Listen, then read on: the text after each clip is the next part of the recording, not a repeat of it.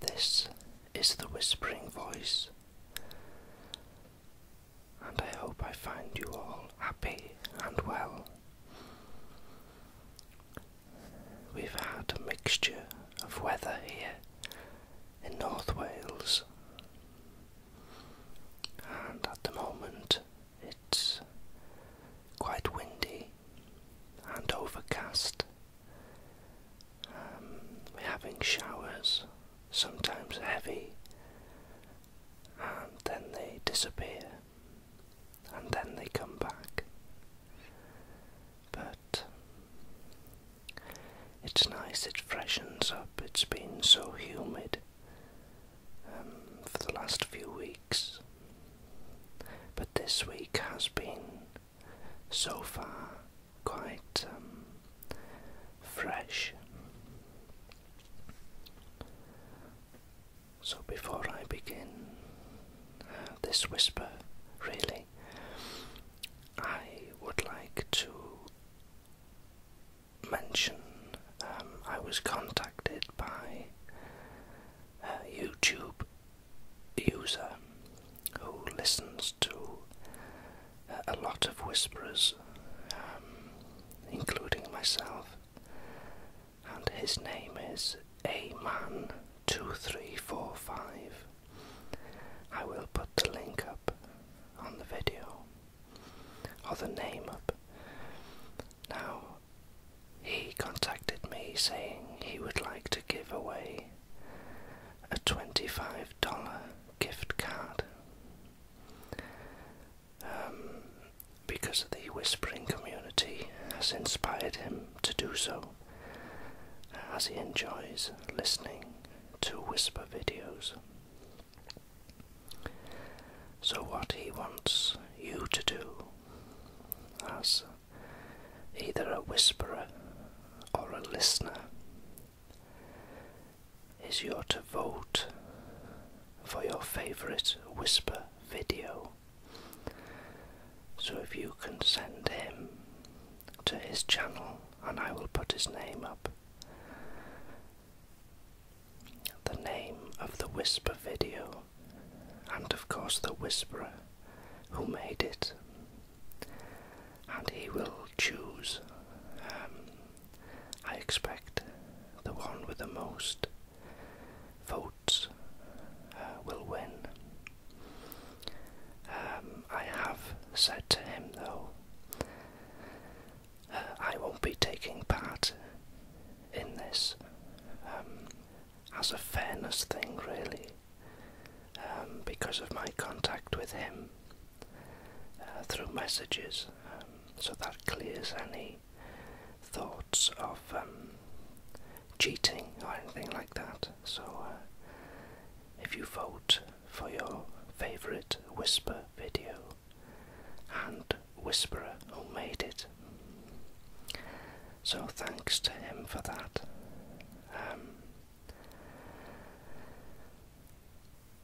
I was also contacted by a whisper teenager who's been on holiday for 3 weeks, and he is back, and he just asked me to announce that, but he's changed his name to the Whispering Teenager now. I'll also put his name up on the screen for you. There are also a few new whisperers, so I'll put their names up as well at the end. I'll do all this at the end of the video, so it hopefully doesn't distract you from being relaxed.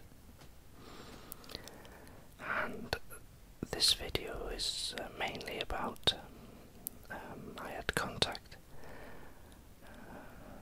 I'm not sure if you pronounce this, Josie Mom 3, or Joyce Mom 3, asked me a bit about my life really,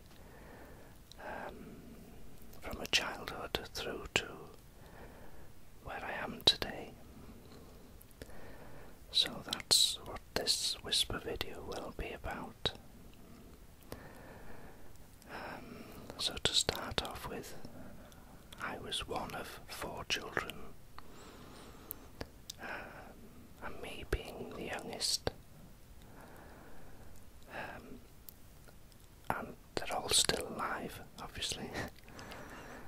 I got 1 sister and 2 brothers. I don't see them that often. Not that there's anything wrong, it's just that we all sort of live our lives, and in today's world nobody really has the time to visit and things. Not that we live far away, but that's my brothers and sister. I was brought up on a council house estate then,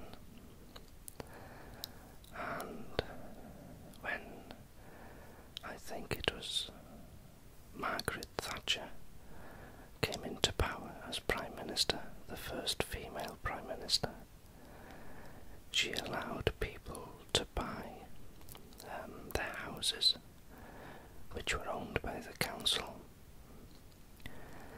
So, or the corporation, as some people know it. So my father bought it, and I think he paid £8,000 for the house. And today it's worth, I think it's 150,000, which is relatively cheap these days. So they still live in the house, but of course myself, my 2 brothers and my sister have all moved out. They all do different things, and apart from me and my brother next to me, which is the next one up in age, the other 2, my sister and my eldest brother, have children. And of course you've heard me talking about my niece in certain videos, so that's my sister's daughter. And as a child, I was quite what my mother used to call a lonely child, and not in a sad way, but I could always occupy myself. Didn't really need toys or anything like that, where my brother was completely different. He needed attention, and he needed things to keep him occupied. He was hard work, my mother used to say. And then, of course, as I started to walk and started to speak, really, I was going to my grandmother's to stay every weekend. I was only very young, about four years old, and then my grandfather, who I can just about remember, but nothing in the way of memories really, but he passed away. But I continued going to my grandmother's, and she learned me a lot, and we used to go picking fruit and for walks and all different types of things, working in the garden, everything you can think of. And she used to tell me stories, and she used to cook wonderful food, old-fashioned food, which was very good. And of course, my uncle used to take me walking. We used to walk miles and miles. My mother would never believe some of the distances he used to take me, actually, and only that he said I'd walked it, because if I'd have said, I doubt she would have believed me as a child. But I used to love every minute of it, no matter what the weather. If it was bad weather, I used to find it even more exciting, really. The only bad thing, really, was as we used to walk in some parts, we'd pass an orchard belonging to a big house or big mansion, and my uncle used to look down at me and say, "Do you feel hungry?" So of course I used to say yes, wondering what we're going to have, and then he'd pop me on his shoulders and tell me to grab as much fruit, grab as many apples and pears or plums as I could, and put them in my pocket without damaging them. And then he used to gently bring me down, and we used to go off into a corner of a field or under a tree and eat away, really. But of course it was pinching, wasn't it? But I tend to think it was still a happy memory for me as a child. And I think if that's the worst thing that could happen in the world today, it would be a good place. And I then, as I got into my teens, I must admit, I used to enjoy certain parts of my school life, mainly the practical elements of it, and my favourite sport at the time was swimming and cross-country running, because of course the cross-country running got me out of the school and running through the fields, and I've always felt a connection, a need to be in the outdoors, really. And I couldn't wait to leave school, so I did at the age of 16. I did do my exams and things, and I passed in French, maths, English, and woodwork, and I was quite happy with that. And then, as I left school, of course, I could, becoming a man, becoming into adulthood, I was able to make more choices for myself, and those choices were to wander mountains and hills and woods, and to find out and to learn about nature, the way things worked, the way the seasons worked, what happened in each season, different animals, how they lived, and why they lived in such a way. And I'm still learning a lot today. You'll never learn. Mother Nature is very, very, very powerful. I think sometimes it's as if we're not to know a lot of things. But I think in realistic terms it's because we can't, in our minds as a human, understand. That's what it is. But yes, I used to wander for miles, and the distance would vary, really. It could be just 3 or 4 miles. Other days I would walk 20, 25 miles, depending on the weather and the time I had. And of course part of the walking and going into the woods was making my lunch and preparing it and packing my little bag, and off I'd go. You wouldn't see me then for the whole day, and sometimes coming home in the dark. Generally, as I say, I'm quite a loner, if you like. I'm quite happy on my own. And I walk, I sometimes take friends or family, but very rarely.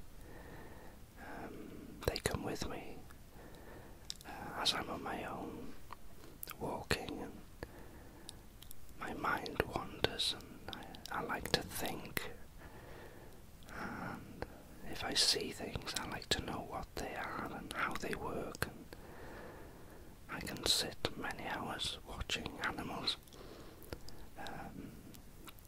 just going about, doing what's natural to them, and it fascinates me even to this day. I don't have many friends. I have people I know and talk to and respect, but not many friends. Of course, now I class you as a friend, even though you may not class me as a friend, because obviously we've never met. But I do think as friends I've never met is quite nice. My enjoyment, my hobbies is walking, going into the woods, wild camping. I don't like camping on a campsite. I like to be out of the way and in my own little world. I enjoy different parts in the seasons. I like to, for example, now the hazelnuts will be ready, so I go out picking them and enjoy them in the evening or something. If I'm left in peace by these cats, because every time I try to eat something they think it's their right to have it as well. But I've had to stop giving them little bits of food because they're becoming little fatties. So I just tend to stick to meal times for them. Yes, so it's and the weather doesn't matter. I enjoy a walk in the summer as much as I do in the snow. I can do the same walk over and over and still see different things which I've never seen before, which may sound strange, but it's a wonderful hobby. It keeps you fit and you're in the fresh air, and I think you learn so much, not only about nature and its surroundings, but you learn a lot about yourself, because you can be yourself, and I enjoy that. Now, animals, somebody asked me what got me into caring for animals so much. I wouldn't say how many different to a person that enjoys the company of animals and loves them for what they are, but I tend to look at animals as, because we're humans, we're the top of the race on this earth. We've learned so much, we've progressed, and I think an animal only has so much protection, no matter what an animal it is, whether it's domestic or a wild animal. Now, for instance, when I went into the woods last time, there was a huge bees. Well, it wasn't a nest, it was a swarm in the canopy of the trees, and that's why I couldn't see it. Now, a lot of people